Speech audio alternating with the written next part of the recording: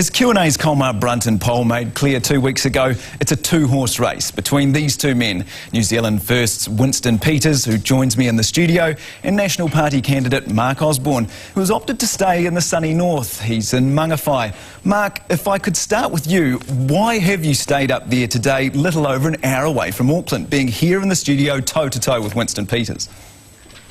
Oh, look, we're up here today because it's a beautiful part of the Northland, and we're out talking to people and asking for their votes. But are you scared to take on the man you are going head-to-head with in this contest?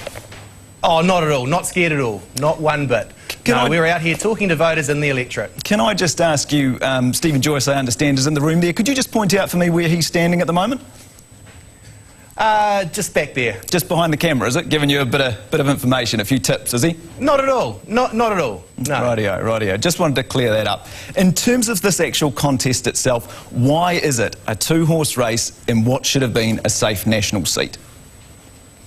Well, look, we're out there campaigning on the issues that are important to Northlanders. It's a very vital election here. But why aren't you streets ahead, Mark, and what should be your seat?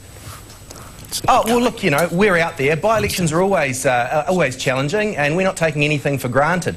So we're out there talking about the things that are important and listening to the people of Northland. And they're wonderfully rehearsed lines, Mark, but I'm asking you the question.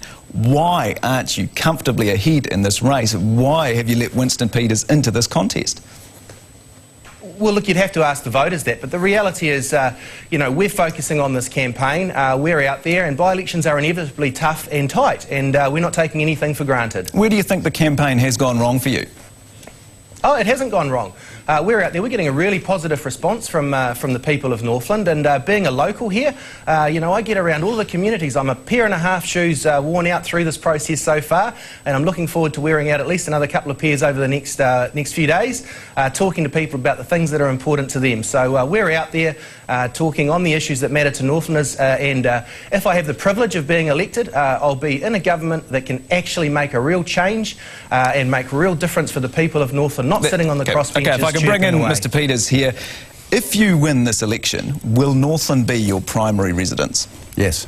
And you will spend how much time up there? All the time I possibly can. Which otherwise I'll be in Wellington. Right, so that's making sure that for the first time for a long, long time, the political establishment of this country does not forget these people.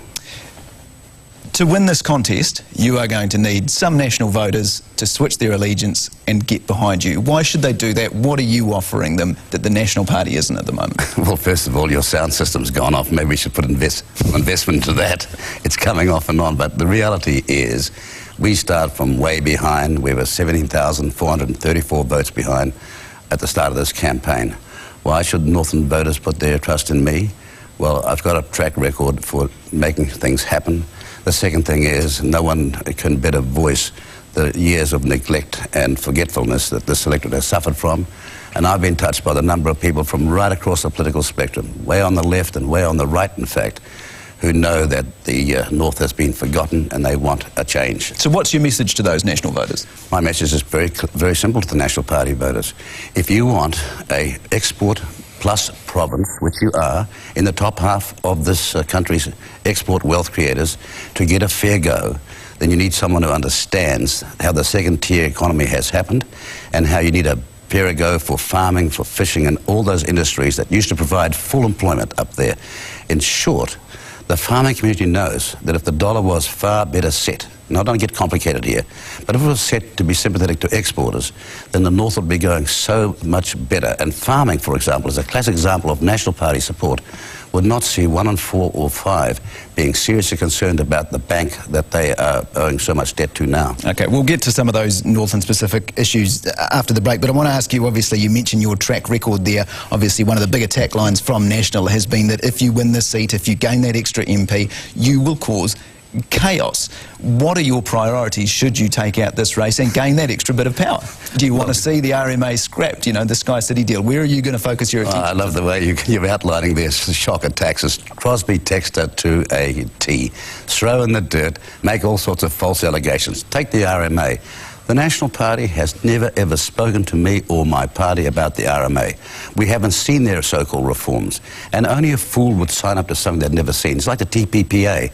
They wanted to sign a blank document on the basis. Oh, Mr. Peters, don't you want more jobs in the North? Can I just finish off by saying, yeah, and I don't want your 750 ghost jobs, which we know. Oh, come on, we will get to the jobs, but obviously, as Mr. Peters, I want to finish off though. Can I finish off, Mr. Osborne? I know that you've been primed to think you're going to interrupt here, but I'll hear you out. Winston, you've been banging on for a long time now. I'll hear you out if you have the courtesy to hear me out. Now, the fact is that up north, every indice that should be up is down, and everyone that should be down is up. In fact, it's upside down up there.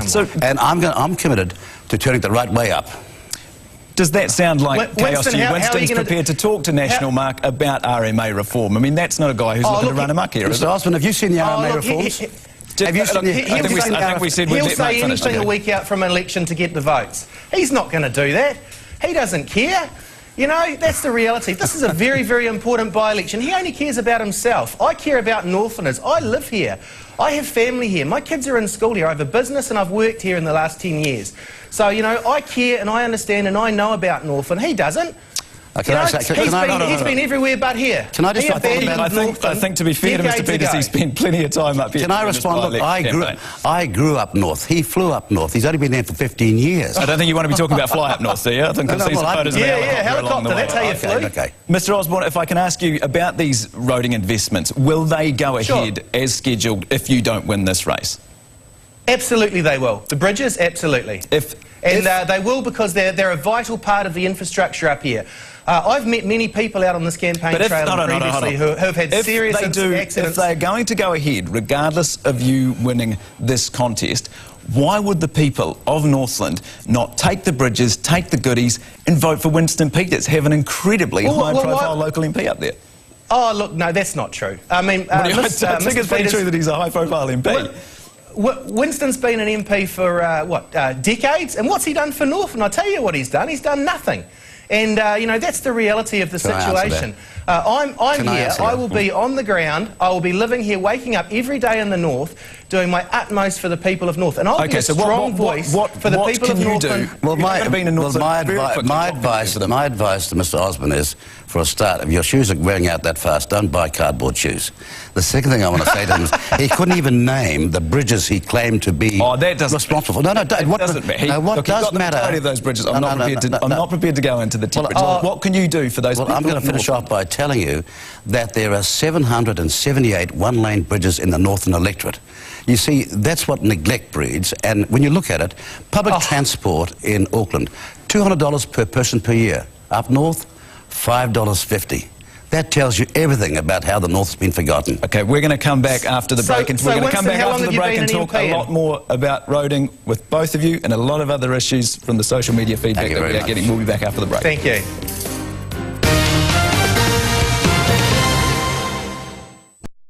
Welcome back to our Northland debate with both the front-runner candidates. I want to go through some quick local issues that are being sent in to us through social media. Diane Khan on Facebook has asked both of you, what will you do to help families living in poverty in the North? Winston Peters, very quickly, if I go to you first. We'll ensure they have a job with first world wages, and we'll make sure the employers get the tax concessions to keep them profitable. That's the problem up north. You've got all sorts of education on social problems, but desperately low income, the second lowest income in the whole country, and with the the lowest proportion of salary and wage earners in the whole country means that they're desperate. Mark Osborne, what will your response be to those families in poverty? Obviously, National's had a long time to do something up there. Oh, look, and we have. There's a number of things that we've brought in, but the most important way out of poverty is through jobs and job growth and investment. And that's what we're working on. 7,500 new jobs across Northland last year. You know, that's a great... Okay, look, we've heard that. We'll move on from those numbers because we are getting a bit tired here. On Twitter, we've got Elizabeth. She's asked... Well, you shouldn't be tired of hearing them. What will you do to help Whangarei become a suburb of Auckland? Are you prepared to, either of you, promote a fast train service to the north? That's my policy. Mr. Osborne, are you prepared to back that one? Oh, well, look, all transport networks are worth looking at. The reality is 100% of people currently travel on the roading system, and that's where we're investing initially, and 99% in the freight. So obviously $1.75 billion investment. Puhoi to Wellsford, that's a major investment in opening up to our biggest market. You're focusing on the roads. Please, all right, well, please. let's talk about the roads. Let's talk about the dusty roads, because we had stop right there. We had a lot of comments. No, stop right there. There is no plan, engineering report, or anything from going from Warkworth to Wellsford. And that's fine. And out of left field, they just dragged it out there. We're going to talk about I can't let you and them get away with this nonsense. I think you're getting away with plenty. Oh, come on. We're going to talk about dusty roads now. The other thing that viewer feedback has been very, very hot on, sorting out those dusty roads. Yeah. What can you do? Well, tell me. Let me tell you. You're not going to be in government if you win this. Can I finish? Of course you can. You're putting on all the objections before I even get there. Let me tell you, I got them 10 bridges in 10 days. I got broadband rolled out by day 12, and by day 13, they're going to have cell towers all around the north. Winston, you're dreaming. And just to finish it off, they're going to have a motorway, a highway, all the way to Wellsford, though, even though they haven't got any plans for it, any costings for it whatsoever. Winston. Can I just say Come on. Can I just say one thing? Very quickly. When Pippi Y was protesting about those dusty roads, one MP turned up not once but 3 times. Me, not Mr. Osborne or any of his colleagues. Mr. Osborne, can you tackle the dusty roads? Oh, absolutely. Look, I sympathise totally. I travel 1,000 kilometres a week around the district right now. He goes from Taipa down to Kaikoai where his office is. Come on, Winston, give me a break. Look, I travel around. I know these issues. I see but what are you going to do? What are you going to do to seal them, Mark? Not whether you know them. We all know the problem. Well, if I'm privileged enough to become the Member of Parliament, the reality is that I'll be in there in a government that can actually make a change and work with the local, councils and the communities. You had an MP for 40 years and did nothing. We improve those issues. Okay, let's move on to another hot button issue up there, amalgamation of the councils. Mr. Osborne, do you support amalgamation and why? Very quickly. Well, ultimately, that's a choice for the people of Northland. They need to make that choice. But my position is that whatever the outcome, be it unitary, modified status quo or status quo, that the local governments, four agencies work closer together for better outcomes for all Northlanders. Okay, that's the most important thing to me, whatever the amalgamation. Let me tell you, the local government commissioner is ramming it down their throats, just like the Hawke's Bay. So no. Just like Wairarapa, just like the Upper Hutt. Let me say, no, I support the local people having a capital L in local government. They, by referendum, will decide this and not ram down their throat by central government. Now, look, you can't stop there. Mangawhai had a ratification of an absolute corrupt blowout and I do want to talk about Mangawhai. His party supported it. I oppose it. That's a very good point. Mangawhai, obviously, where you are today, Mr. Osborne, Winston Peters wants the taxpayer to swallow that. I can't believe he's there. Now, will you support that? Should taxpayers be picking up that bill for the Mangawhai ratepayers?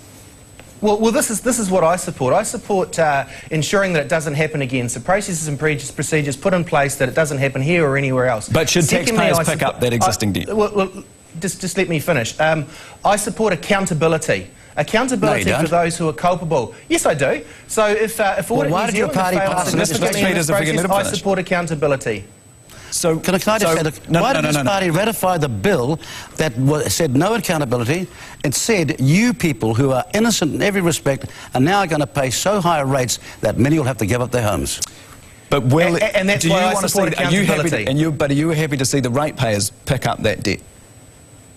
No, what I'm saying is accountability. If Audit New Zealand are found culpable, they should be held accountable, and I expect that will relate to financial recompense as well. Can I answer that? Let's talk about jobs. Let's move on to jobs finally. Don't slide past No, look, we're trying to get through a lot of important issues to New Zealanders. We're not going to go Well, we'll get on to the jobs. Let's talk about the jobs. What do you do to create jobs in Northland? Obviously, the unemployment rate has been stagnant for a very long time. Let me tell you, I grew up there when employment was full-time up there. I'm not interested. What are you going to do now? Mr. Parkin, I'm going to ensure that the wealth that Northland has, and it is serious, whether it be tourism, whether it be in forestry, whether it be in farming, whether it be in all sorts of horticulture and agriculture, which should be possible, is going to be freed up, but they are going to get the benefits of it. Okay. Right now, Mr. Osborne, we've got a stagnant unemployment rate there. It hasn't moved, despite the 7,500 jobs that we hear. So what do you do to tackle it? That's not true. Unemployment's dropped from 9.5 to 8%. And 9.5 to 8%. I'd say it's still a pretty significant problem there, mate. Look, any unemployment is not good. And the reality is 7,500 new jobs last year, and that's a start. We need to carry on. And we need to make sure that those jobs... it's not false, Winston. They didn't include Whangarei, those jobs, did they? Not part of your electorate. Look, your campaign director admitted it. They're across Northland. Look, I want to finish They're across Northland. So what we're doing... Your campaign director admitted that, so please stop. Please, can I speak, Winston, please? Peter, he let you finish. Winston, please, can I speak? Thank you. You go. Look, we're focusing on a range of opportunities across all of Northland so that all Northlanders get opportunities. And they're from tourism, forestry, further processing, agriculture, horticulture. Okay, brilliant. Tourism, forestry, agriculture. We're singing from the same song sheet. I want to finish off with one very quick question. Mark Osborne, the Northland team in the ITM Championship last year, who captained that side? Who captained that side? Dan Pryor, wasn't it? Cameron Eyre, I'm afraid. Winston Peters. Who knocked Northland out of the semi-finals last year in the ITM Championship? Tasman. Sorry, Hawke's Bay boys, a bit to work on there. Winston Peters and Mark Osborne, thank you very much for your time. Cheers, thank you. Have a good day. And thank you very much, Michael. You've got a great future in herding cats coming up. All right. I'm going to bring in our panel, Dr. Damien Rogers, a political scientist from Massey University, Albany, former National Party President Michelle Bogue, and former Labour Party candidate from Christchurch, James Dan. Let's start with possibly the most non-partisan, don't mean to offend anybody. Damien, the performance overall during the debate of the two candidates? I think it's pretty clear who won that debate by not even turning up to the debate. Mark Osborne ceded a little bit of the terrain, and I was expecting today to see Winston Peters, a decline of his powers given his advancing years, but I didn't see that today. He looks as vital as ever. Mark Osborne did his best, I think, to toe the party line, but that was about it. Michelle, credit to Mark Osborne for turning up against such a wily old campaigner like Winston, but he didn't turn up, did he? He's an hour away. Why? Well, clearly... And it's always harder. Yeah, it might be harder. I actually think he did a good job, and unfortunately, while you say Damien may be objective, he does have a background of left activism, so... I mean, for the most non-partisan, I think that was a fair and accurate description, to be honest, and I'll defend that. I'd actually challenge that. I think for Mark Osborne, he wants to make the best of every single day campaigning. And you could equally say, why is Winston Peters spending a whole morning down here instead of the electorate? So Mark Osborne's doing a really good job in very difficult circumstances. I thought he actually held up his side quite well. What amazed me was the promises that were coming out of Winston. Just in that short piece, he talked about a set dollar. That has huge implications for the economy. He talked about tax concessions for employers, and he talked about a fast train to the north. And these, appears to me, these are all promises being made on the hoof. And when asked how he was going to make sure that people in Northland had jobs, he said, I'm going to ensure the wealth that's there is freed up. Now, that is not practical politics. There's actually nothing there that's got to have any substance for the people of Northland. There were plenty of platitudes both sides, I have to say, but of course the ante has been raised on the spending, hasn't it, with the pork barrelling. What did you make of the performances, James?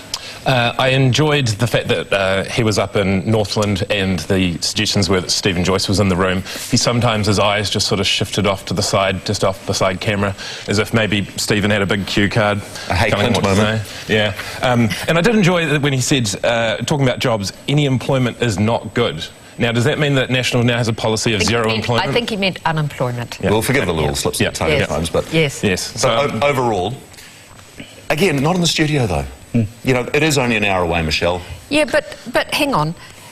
That's a very tactical decision, right? He's up there. For the people of Northland watching, it's like, well, he's there.